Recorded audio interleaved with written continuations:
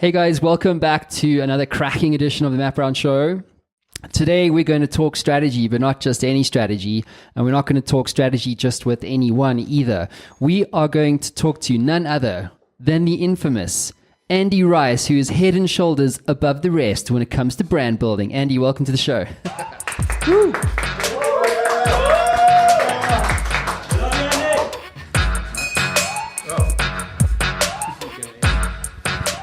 Cool. So Andy, for those of you who don't know, I was actually talking to Andy just before we went on air. And so I've been listening to Andy on the radio for a very, very long time.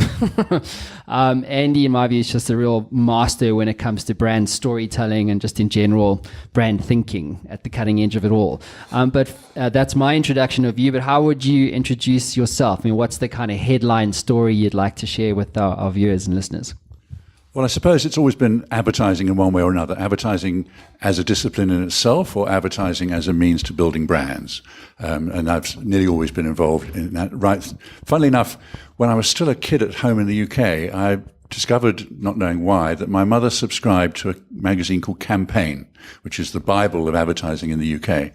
I don't know why she did that, because she was a journalist. She didn't really get involved in advertising. But I started reading it because it was lying around the house. And I never thought of a career in advertising. So when I came to this country and eventually, via a couple of interesting detours, ended up with Ogilvy, or what was to become Ogilvy, I realized actually I'm maybe fulfilling some kind of bizarre prediction that my mother had all along. Uh-huh. So how old were you when you realized, like, hey, this brand strategy / advertising thing could be something that I could really fall in love with? I think the advertising became my interest when I was about mid-20s. I had come to this country without a job, just kind of to wander around and then maybe go back again. And I had to get a job just to live. And I got a job with a German company called Henkel. Is that Henkel and Foco, whatever? No, it's Henkel as in adhesives, Pritt sticks and things. Pritz, okay. Yeah. So in those days, they were in the detergent business up against the likes of Unilever, which was a bit of a unfair fight, really. And I got hired as a production planner. Now, what I knew about production planning was negative. But what I did discover was that it was kind of a role midway between the factory and the marketing teams. And the marketing guys looked like they were having more fun than anybody else in the company. So I went and badgered for a job there, and I was a junior assistant secondary brand manager.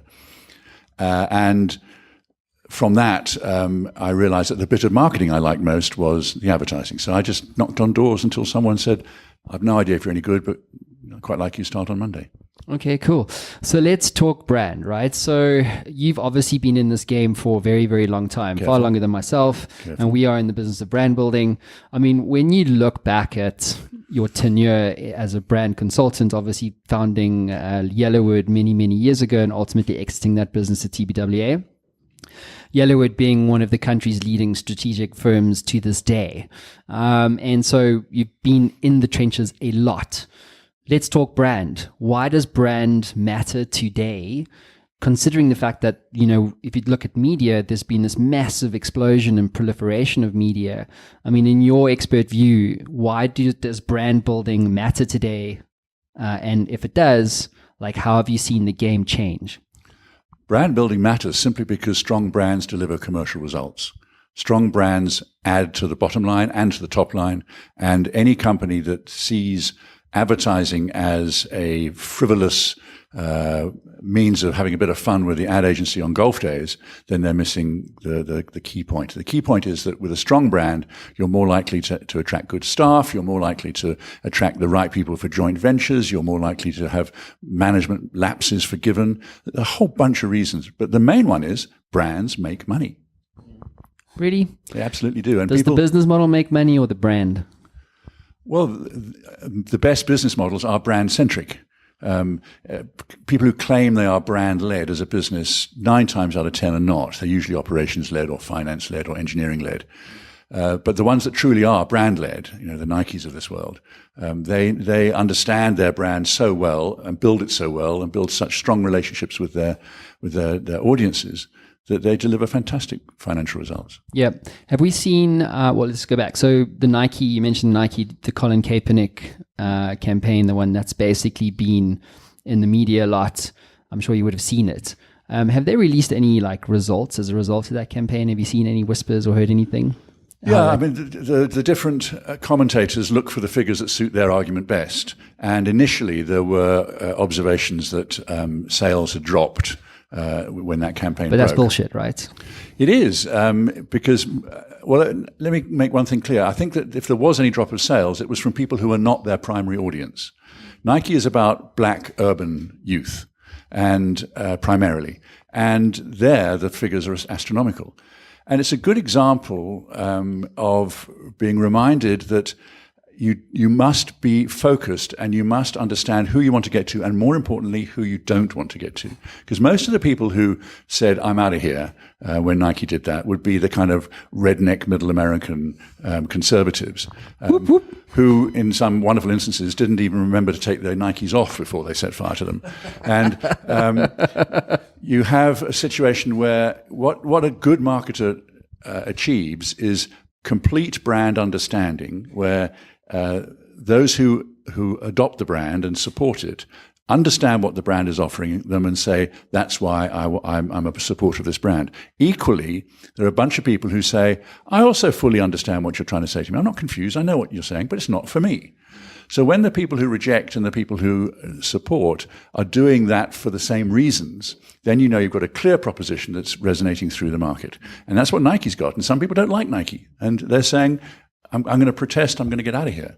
That's fine. Yeah, exactly. I think they do 36 billion a year. And so what they've done is they put a peg in the sand to piss off the 4 billion that they might lose to gain another 12 on the upside. Yeah. Do you know what I mean? Yeah. But it's very interesting to me. I mean, Rich Mulholland, I keep talking about this guy, you know Rich, right? Yes, yeah. So Rich basically put out this thing on social media the other day. He was saying, you define your business, in this case, what Nike's done is they've defined their brand by what they say no to. So they're not your Gatorades, in is greater than on. They're actually standing for culturally people who are deliberately, or who exist to kind of perform despite what the societal norms are. Our athlete, what's the black athlete's name? Caster Semenya? Caster Semenya, yeah. I mean, she was part of that advertising gamut also. Yeah. Hugely controversial. Nike has become a controversial brand, despite what the advertising convention says that you should be. And I think that's what I found really powerful about that narrative. Yes, you're absolutely right. Nike is for people who achieve against the odds.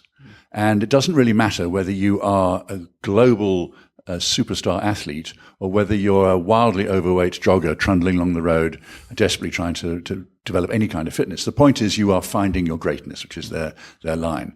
And obviously it works really well at the Caster Semenya level. But it's completely consistent right the way through to your average Joe who just wants to get a bit fitter. Purpose-led brands. There's a lot of this out there at the moment. Yep. In is greater than on for Gatorade. Nike with Just Do It. I mean, there's so many other purpose-led brands. I'm going blank now. Well, Unilever will tell you that their top 5 brands commercially, so by the numbers, by the success, their top 5 are all what they call sustainable living brands. Yes, that's it, yeah. Exactly. It's this purpose-led narrative that talks to sustainability. Domestos, right? Not exactly a sexy brand. It's a product that's used to clean toilets, essentially. And so what they've done is they've basically branded toilets physically in rural townships. I think they put, and I speak under correction, but there's tens of thousands of these things in the township, and sales have literally rocketed, which is really interesting because they haven't done this, traditional advertising, big TV ad sort of thing by Domestos, although I'm sure that's part of their media schedule. But more importantly, it's about the narrative and the story that they are telling to that market and supporting that with evidence. I mean, let's talk narrative. Is narrative as important today as it ever was? I would say more important because of the appetite for material from the new channels, from the digital media. But the thing about purpose-driven branding is that it reminds us that, and that's one of the big changes in branding that I've seen over the time I've been in the business, but it reminds us that brands, contemporary successful brands, compete in not just in categories, but in communities. And that's a big difference because you're no longer saying, I want to be a brand that helps people decide on Domestos versus Jik. It's about saying, I want to leave a legacy in the community that my brand is used within. And that's particularly for a country like this where there is a huge shortfall in the provision of fundamental services. Brands have to step up to the plate and plug that gap and say, I know there's terrific social problems, but I'm not just going to sit back and say, well, the government's useless. I'm going to do something about it. And you win the hearts and minds of your customers that way. Yeah. It's time to be courageous. Yeah. Which is the one thing that's frankly missing in current advertising. Why though? Well, there's two things here. Why is courage, in your view, missing from traditional advertising?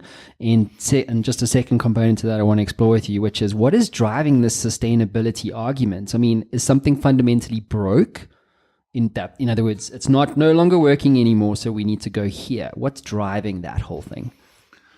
Well, I think it's the evolution of branding. If you look at where brands started, generally attributed to Procter & Gamble in the 50s and 60s, where they conceived the idea of a brand manager, and being in charge of brands for the first time was a legitimate business activity.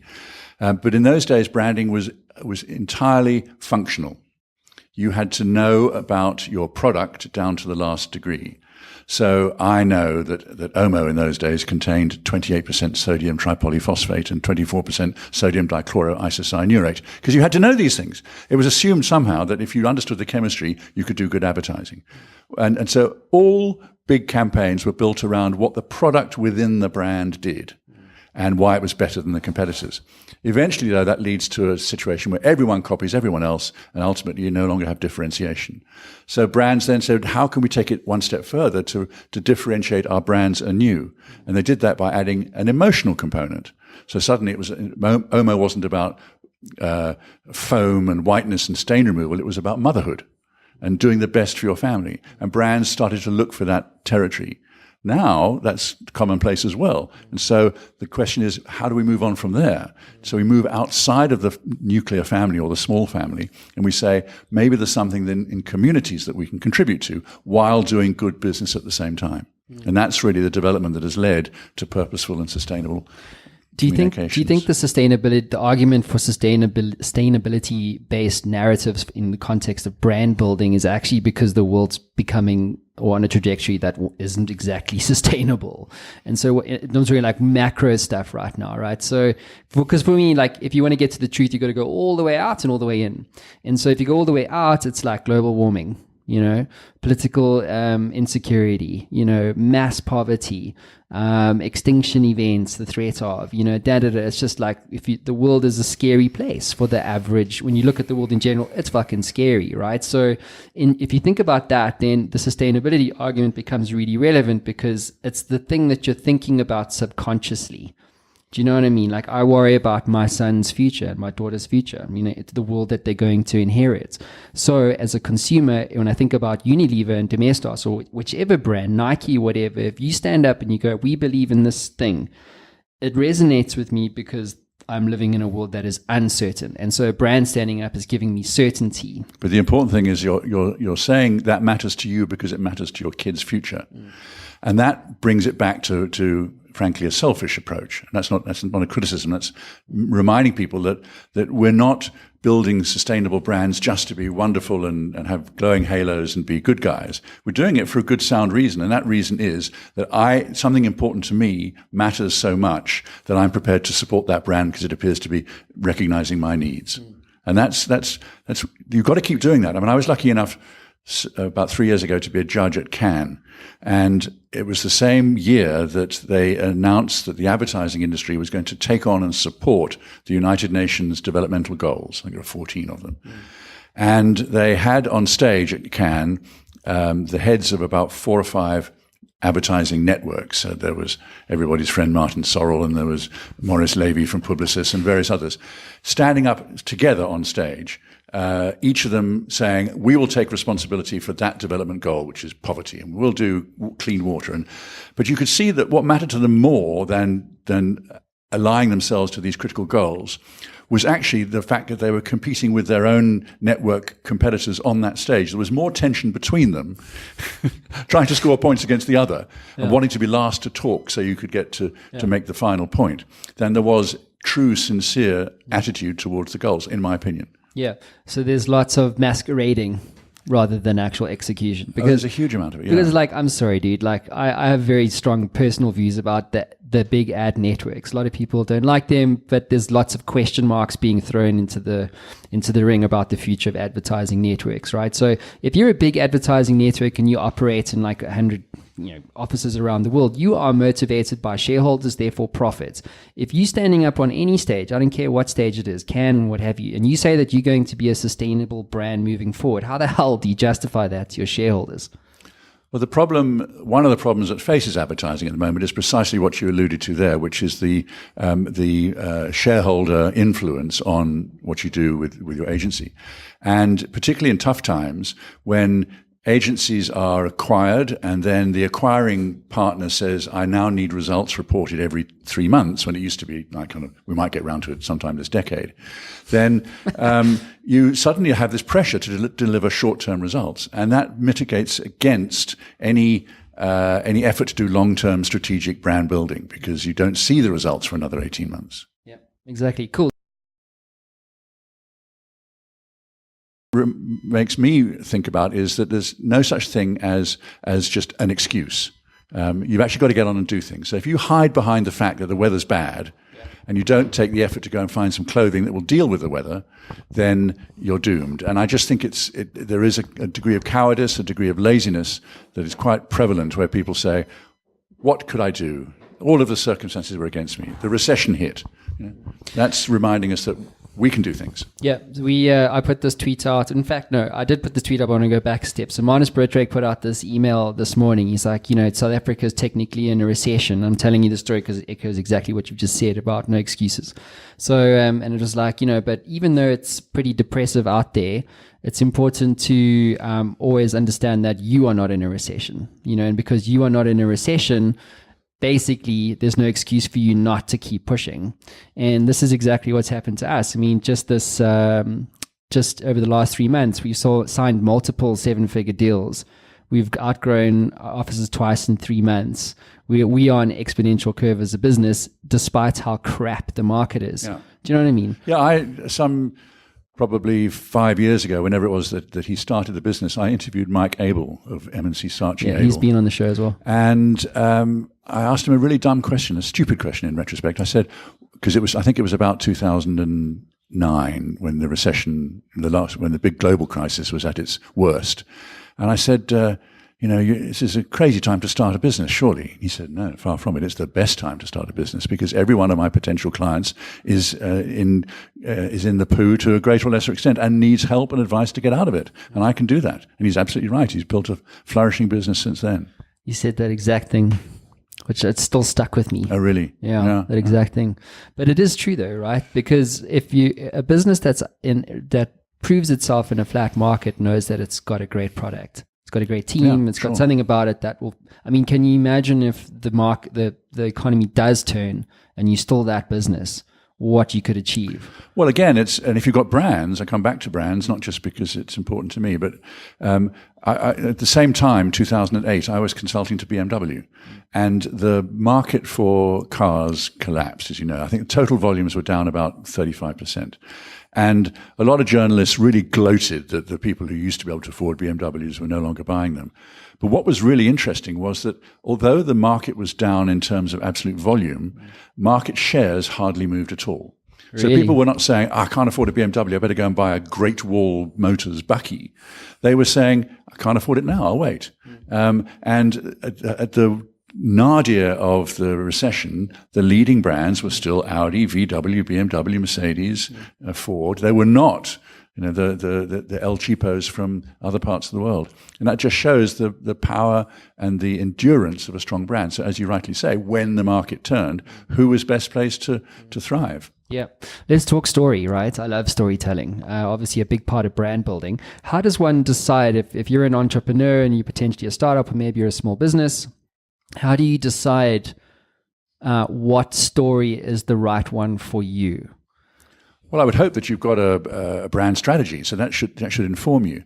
The thing that I find quite intriguing is that there is an assumption that we will look at content or advertising, and for me the two are virtually synonymous, through different lenses to when we look at the editorial of the same environment. So when we read a magazine, we don't go, oh, editorial, I must read that, turn the page, oh, advertising, must ignore that. And we're wired not to tell editorial from advertising, we're wired to tell shit from good stuff. And so your job is to make good stuff, and make good stuff that's even better than the environment in which it appears. So when people pass on virally stuff that they like, they're not saying, look at this ad for Evian. They're saying, look at this wonderful 60 seconds of escapist fun. And it happens to be an ad. So that's what you've got to do. You've got to create that kind of completely irresistible material. Yeah, I think people's bullshit radars are very finely tuned these days. You know, they can sniff like someone with a crap story or a brand with a crap story immediately, and there's lots of it, right? And insincere story as well. Totally, man. Jeez, totally. Like inauthenticity. It's ridiculous. Yeah. It's staggering to me. And I suppose that's actually why, just in retrospect, why, I think we've done so well is because we actually tell stories that matter to the persons that are telling that story. Do you know what I mean? Yeah. And to the markets that they're trying to reach. You mentioned advertising and content. What's the difference today? Because, I hate PR. I've had 2 PR agencies, fired both of them, because I can do a better PR job through content and storytelling than any traditional PR agency. I can reach more people, tell better stories, resonate with them better. Advertising, for me, traditional advertising, just the message versus a content 60-second video piece. Where's the winner here? Well, I think it's a slightly false distinction between content and advertising. And I think it's probably sustained by content providers, because if they can keep the mystique going, exactly like digital agencies did when they started. You don't have a radio agency or a TV agency or a magazine agency. You have a brand agency. And they built, those digital agencies, the pioneers, and hats off to them, they built very strong businesses on the smoke and mirrors of digital marketing being fundamentally different to any other kind of marketing. All that really changes is the channel, and there are certain lessons that come with that. So for me, branded content is, I think most people would say, it's kind of long-form advertising, which generally earned media rather than is out there because of paid media. So it's still got to be relevant. It's still got to be enticing. It's still got to be compelling. It's still got to be original. It's still got to be all the things that a print ad has to be, just in a different medium. How important is escapism? So that's 60 seconds. So if you think about content and story versus advertising, which is, digital kung fu, get your personal brand story today websites, versus a 60-second ad, which is just pretty much talking to the same thing about the relevance of that, why it matters, how we do it, and what the difference could be to you in your world. Advertising and content, are they mutually exclusive? In other words, can you just hang your hat on the 60-second content piece and ignore paid for advertising? Or is it strategically sound to do both? Well, you normally find that all 3 forms of owned, bought, and earned media tend to work in synchronicity. They tend to do a job for each other. And if you get it right in all 3, so you create a fantastic piece of audiovisual material, you put it onto television and cinema to a limited extent, it gets taken up and you put it on your own website as well for the owned media. And then people, if it's great material, people start sending it out to their circles anyway. So it's just this, when you get it right, those 3 combine to create a momentum that's almost unstoppable. Cool. We're going to do true or false in a second, but I want to hit you with your knockout punch. So this is the top tip for entrepreneurs who are hungry to build their brands, and this thing can help them execute better, faster, and achieve better things. What's that top tip? The top tip is to disabuse people of the feeling that great ideas cost great money. The reality is that great ideas don't cost any more than bad ideas. They cost the same to flight. You don't get a discount from Mnet because the advertising is rubbish. If you choose to put rubbish on there, then that's fine. The most important thing to realize is that if you pursue a great idea, it doesn't necessarily bring huge cost with it. It just has this impact, this momentum, this thunderbolt effect, which, if it's really great, will just cause your brand to flow through the channels you're hoping to go through. It's a lovely story about Mike Tyson. I often say to my clients that Mike Tyson should be your next marketing director. And they go, why? And I say, because if you go back to the peak of his career as a boxer, he had a fight coming up against a relatively unknown challenger, and the media were flocking around Tyson's camp and ignoring the challenger. One journalist went to see the challenger and spent 3 or 4 weeks with him and watched how he trained and watched how he researched the whole situation. And he was really impressed. So just before the fight, he now switches camps. He goes back to Tyson. He says, Mr. Tyson, I've just spent 3 weeks, a month with your competitor, and I think you should be very wary of him. He's got a plan, and you should be, even though he's been written off as a competitor to you, he's got a plan. He's looked at your videos, he's tested your things, he's got sparring partners who match you in style, and he's got this plan. I think you should be very careful of him. And Tyson just said nothing until eventually he said, everyone has a plan until they get hit in the face. And that, to me, is a metaphor for what a great idea can do. It doesn't matter where you plan it, what you do. If it's a really great idea, it'll be like a Mike Tyson knockout punch. I love that. Exactly. Rocky, it's not how hard you get hit. Can you stand up again, right? Yeah. Cool. Let's do true or false. Who's doing true or false? Kadleho. You're in the pound seats today, bro. Cool, dude. So true or false, basically Kadleho's got some statements, and we're going to go, is it true or is it false? And then we'll see if we want to go further and deeper into any of those statements. Can I get a prize? Yes, you do. You get to swing one of these baseball bats. What an incentive. Okay, go ahead, man. All right, true or false? Advertising objectives must flow from prior decisions on the target market, brand positioning, and the marketing program. Didn't understand a word of it. Sounds like jargon to me, so I'll say it's false. Yeah, definitely false. Right. Second one, good to go. Brands, unless well differentiated commodity-like product classes, require heavy advertising to establish a differential image. There's a good lesson that's summed up as follows. There is no such thing as a commodity market. There is only a commodity mindset. So if you want to avoid the risk of becoming commoditized, then you've got to actually listen to all the rules of marketing and differentiate your brand relevantly. Cool. Next one. So if your business does not occupy a unique position in the mindset of your prospects, it will significantly hinder your ability to make a sale. I think that's probably true. Some brands do get away with being lightly differentiated, and often that's a function of the category they're in. But I really think that you're in a weak situation if you haven't got some kind of differentiation. It may just be personality or tone, but it's got to be there. Just before we get the next one in, I just have a question to you about positioning. How do you know that you have a positioning problem as an entrepreneur in the context of brand? What are the telltale signs of that? How about no one buying it? That would be a fairly clear indication. But also any kind of research where you analyze what the brand attributes are perceived to be, because there's always a big difference between what the message going out says and what the message being received is.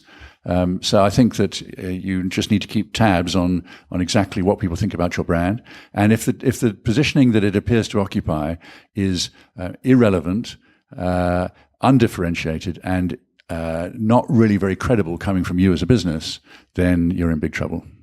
Cool. Kadleho, off you go, bud. The fourth one. Brands that compete on price will always lose. No, not true. So in almost every market, there is a section where price rules. The challenge, though, is for the marketers who are not in that section to resist the temptation to discount like crazy, because then they just get dragged into the lower end of the market and margins get squeezed and the customer wins. I would say what is true is brands who compete on value often lose. In other words, if you're stacking your value at a 1 and a competitor stacking it at an 8, you will always lose regardless. In other words, the price is irrelevant. Well, value is price times something. Exactly. So value is price times prestige, price times discernment, price times functionality. It doesn't really matter. Value and price are not the same thing, and very many people get confused by that. Mm-hmm. Value is the sum of whatever you're selling, whatever price point you're selling at, and whatever benefits you can offer. Yeah. So it's actually about, for me, it's like, let me ask you this. I've got my own view about how do you charge more? So for instance, if you're talking about that premium, like Nike, you're going to pay 3,000 Rand for a shoe versus 1,000 Rand for Adidas because, hey, it's Nike, dude. It's that premium brand, right? So if an entrepreneur is playing in a commoditized market, and we've just debunked that that's not necessarily the case, it's always a commoditized mindset. But how does he or her charge more, right, if he doesn't perhaps have that brand narrative bedded down? Where does he compete? Well, if he doesn't have the value component of that equation, price times value, it's very hard just to keep pushing the price level on its own. Sometimes you can make price the reason for superiority. I mean, one of my favorite brands of all time, and certainly my favorite payoff line of all time, is the Belgian beer Stella Artois. And the payoff line for that brand is reassuringly expensive. Now, that's a wonderful understanding of the fact that people choose beers as much on what it says about you as it does on the taste and stuff.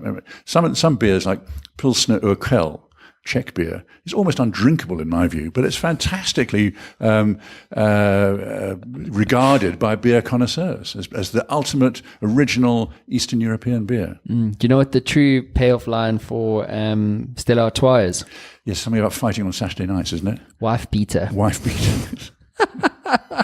Yeah. It's because it's got a much higher, okay, calm down, guys. It's got a much higher alcohol percentage.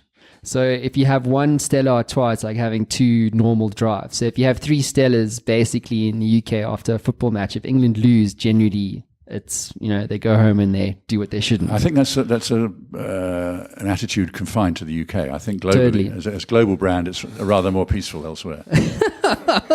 Everywhere else, it's reassuringly expensive. Off you go, man. All right. So successful brands today must be purpose-led brands. Not must be, but many are. It's looking for that differentiation. We went from the functional brand to the emotional brand, and now we're at the kind of EQ spiritual brand almost. Sounds a bit pompous, but brands, many brands that do have purpose are successful, but you don't have to be purposeful to be successful. Cool. Let's do the Injustice League. So this is the fun part of the show. So what is the one injustice that you see in the world? Can be about business, can be personally, anything at all. Like, what is the one thing when you look at the world today that you go, this shouldn't be the case? Well, I don't think Cambridge United should be in League Two, but they are, unfortunately. Did you go to Cambridge? Yes. Oh, right. And for my sins, I've been a reasonably devoted follower ever since. No, the thing that I find, it sounds terrible, and you're going to say, well, you would say that, wouldn't you? But the thing that I find surprising is the extent to which people disregard experience that comes with age. So in other words, my injustice would be ageism. Mm-hmm. It's a view that obviously, from my standpoint, I would endorse, but it's based on a lot of empirical evidence as well. An awful lot of people over the age of 45 are the most affluent in their and the highest spenders in many categories. In terms of employment, there's a wealth of experience that is being discarded. I've been to Cannes, to the festival there a few times, and I've kind of stopped going because I feel so conspicuous as this old fart in the middle of a sea of youngsters, But I think that it's unreasonable, because I think that the real talents of advertising, the people who've really gone down in the annals of advertising history, became really successful in the latter part of their career. The Bill Bernbachs, the David Ogilvies, they're today the John Hunts of this world. I don't know how old John is, but he's probably in his 50s, and he's still the man that people look up to. Yeah, massively, hugely respected, not just in South Africa but around the world. Yeah. But I think I love what you're talking about ageism, because I think a lot of people seem to, especially in the entrepreneurship circles. I mean, I had lunch the other day with a guy, and he was like, you just meet someone, right? And you know that they're either a victim or they're a victor, right? And so this guy sat down and he was kind of like, he's tried his hand at entrepreneurship and he didn't quite make it, right? But his narrative was, I'm too old now. And I was like, you fucking kidding me, man? Like, age is nothing. Like, I'm turning 40 next year and I only feel like I'm just getting going. Do you know what I mean? Well, I think entrepreneurship is the one thing that you can do because you're no longer being judged. He's probably right in one sense that if he wanted to get a job as a corporate marketing director somewhere, he would battle. I don't know what age he is, but the ageism would be an unspoken reason not to put a tick against his name. But entrepreneurship, if you have a good idea and you're prepared to put your usuals on the line, then why not? Cool. So this is the fun part now. So we're going to get you to swing a baseball bat. So I can ask you to put your mic down. And so I'm going to set this one up. I'm going to move out the way here so it's not a health and safety issue. So basically, if someone can grab our pills. So when you're getting old, I find, like, at least in the case of my mom, right, who's hitting like mid-70s, she seems to take more and more pills. So so what we've got here is a smorgasbord of pills ranging from burnout to glutamine to some peaceful sleep. Myprodol, obviously very keen. Some Eno, because you guys can't digest stuff that much anymore. Some random stuff here. So what we're going to ask you to do is hang on to this bat, right? And I want you to take your frustration out on the process of aging. You can feel free to stand up and get amongst it.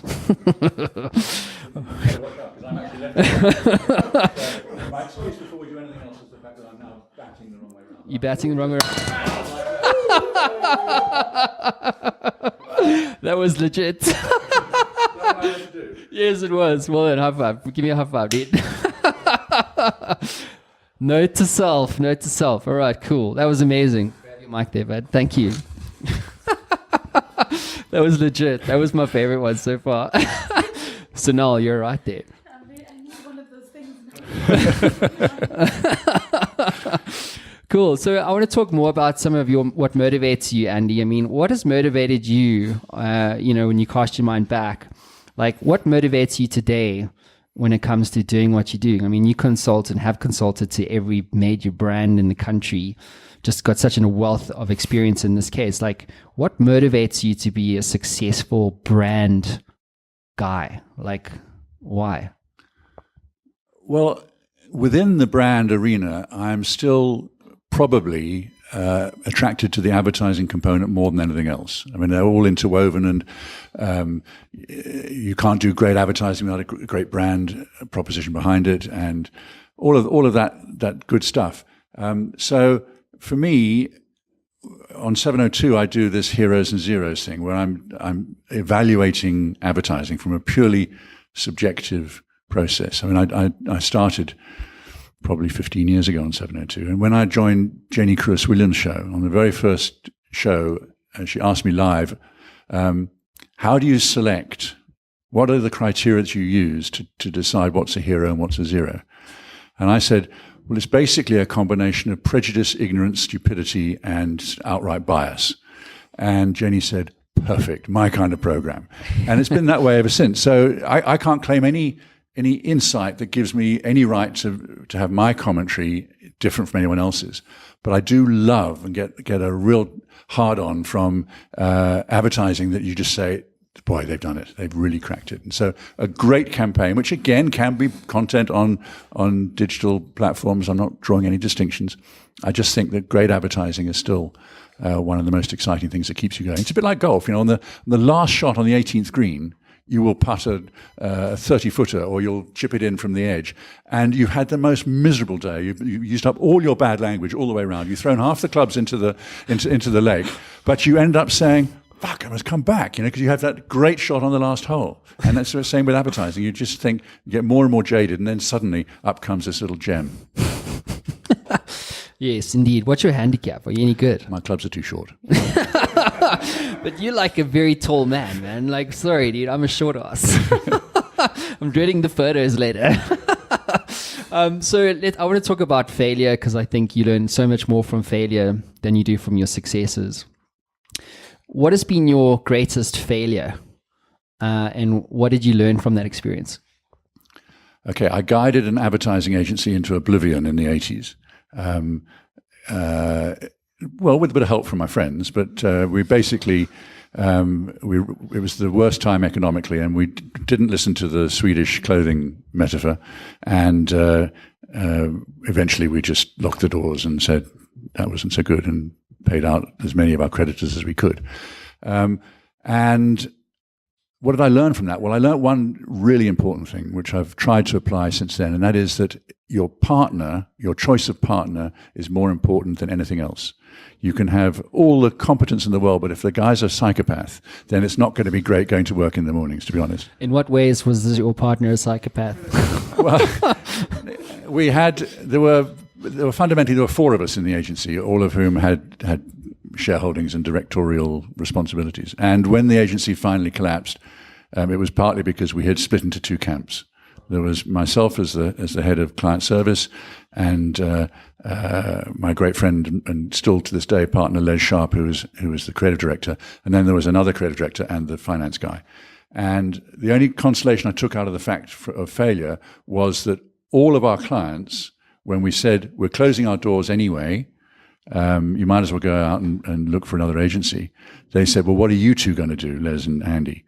And we said, well, we've done a deal to take whatever business follows us into Ogilvy, into an agency called Meridian, which was part of Ogilvy in those days. And every single client followed us to Meridian. And that told me that there was nothing fundamentally wrong with the way that we were running our side of the business. And ever since then, I've been very cautious about who I get into business with. How do you know, or how do you make that judgment call?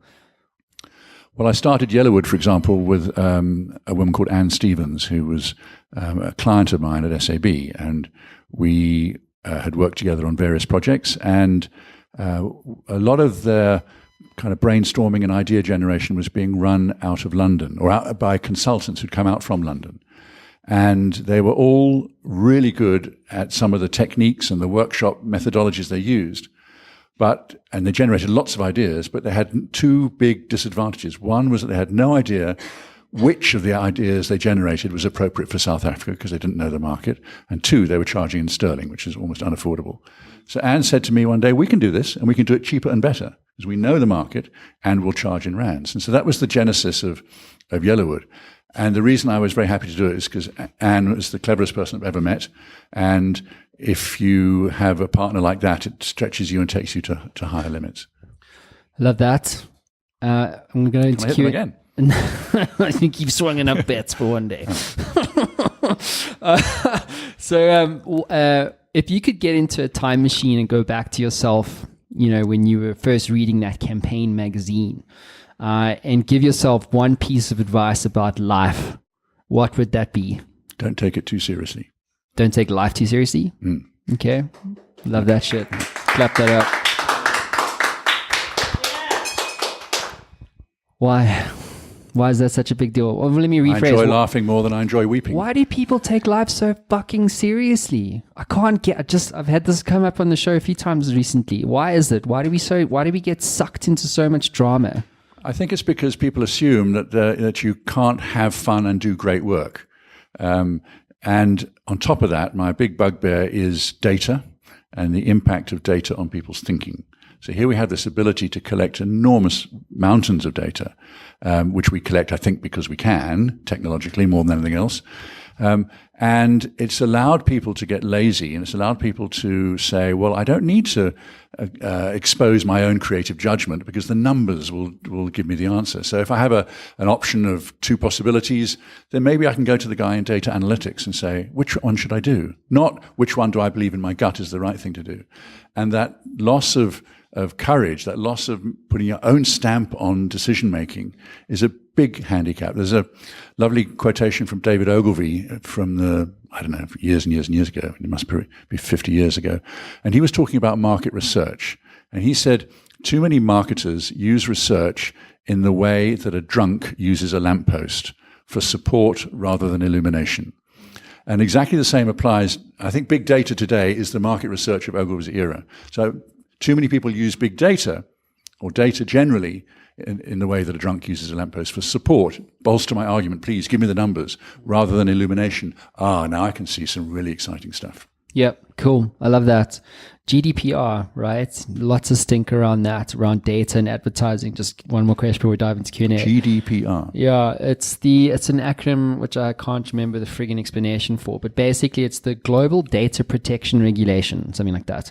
And so it essentially means that you can't use personal data to target people.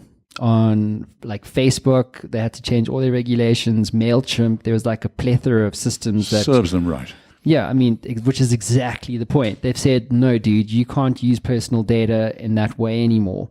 So in order to be compliant, it's fundamentally made a lot of marketers, mainly digital marketers, rethink how they actually engage. And I don't think a lot of people have actually worked out what that So they have solution to is. start using fewer calculators and more hearts and minds than data. Love it. Let's do questions, Q&A. More. Cool, blimey. So we've got an online audience from YouTube. Thanks for tuning in, guys, as usual. Let's go. Okay, so we have a question from Tom. He asks, what's your top tip for idea generation? Stella Artois again, I would think, probably. Drink a lot. Smoke weed. All right, one coming from Michaela. That's such a, sorry, hang on. That's just such a pearl of wisdom. Just get drunk. All right, so Michaela asks, can brands and their campaigns lead to sustained social change? Absolutely. As I mentioned earlier that the Unilever's 5 top brands by business are all sustainable living brands. In other words, they all try and use resources as sustainably as possible. And it's brands that you wouldn't really expect to be sustainable brands, like Knorr and Handy Andy, I think, and the obvious ones like Dove. I mean, Dove has built a proposition entirely around social issues, not around the performance of the product in your bathroom. And that's what great brands do. They identify a social issue that is central to the lives of the people they want to reach. And that's the right way around to do it, to start with people's lives and what matters in their lives, then only say, well, how can this category that we're in impact those lives positively? And once you've answered that question, you go to the heart of the product and say, how can my product be the differentiated leader in that category? So it's life category brand, not brand category life, which is the old way of doing it. Wow. All right, and the last one is from Johnny, all right? He asks, how can a brand dominate in a country as diverse as South Africa? That is a good question, because we are a multicultural society, and the more that brands tap into the social issues, the more, in theory, the more fragmented your market will become. However, there are universal truths, and that's what you've got to find. If we go back to good old Omo, my favourite, if I've got time to tell this little story, when Unilever first started thinking about their power brands globally, of which Omo is the equivalent here, they started by asking the target audience what matters to you, not what matters in your laundry or what matters in your clothing, but what matters to you, with no other constraints. And around the world, from different geographies, different races, different economies, different whatever, there was a constant single thought that came back: I want my kids to have a better start in life than I had. That was a universal truth. And armed with that, Unilever then said, okay, so how do we use that? How do we help people in that regard? So what kind of kids do they want to grow? They want kids that are gregarious, are inquisitive, are friendly, are sociable, are intelligent. Again, tick all those boxes. No one's going to argue with that. So how do we achieve that? What makes kids look like that? And they stumble immediately on the concept of play. Kids who play become sociable, gregarious, friendly, inquisitive, etc. The trouble with play is that if you put frogs in your pocket, you will probably get a dirty jacket. If you ride your bike through a hedge, your T-shirt won't come out looking quite like it did on the way in. And so play brings with it a disadvantage. But if you can then say to the parents, we understand the importance of play and we're doing everything we can to mitigate the disadvantage of play, which is dirty clothing, then suddenly that's a universal truth addressed by a brand. And that will run through categories and through social divisions and through segments, and become a brand that rises above the social structures of the country. Drops mic. You can drop the mic now. Cool. Is there any more questions, dude? Is that it? Okay, cool. One last question for you, Andy. Why do you do what you do? What gets you out of bed in the morning? Great Dane puppy, usually. Why do I do it? I suppose I wouldn't know quite what to do if I didn't. I have got a sort of little black book full of ideas, and I suppose at some point I will draw a line under what I'm doing at the moment and then hope that those contain somewhere in them a little gem which I can enjoy myself doing. But I don't think we're cut out to be just sitting around and doing nothing. I enjoy what I'm doing. I think, perhaps more specifically, I don't think there's an industry with nicer, wittier, more intelligent, challenging people than advertising. It's dismissed by people who don't know it as being just for layabouts and drug dealers. But in practice, it's absolutely the home of some of the nicest, cleverest, most charming people I ever want to spend time with. Yeah, I would agree with you there. Especially the drug dealers part. And on that bombshell, Andy, you're an absolute rock star. Thanks, buddy. Thank you for allowing me to tell your story. Thanks, man. Thanks.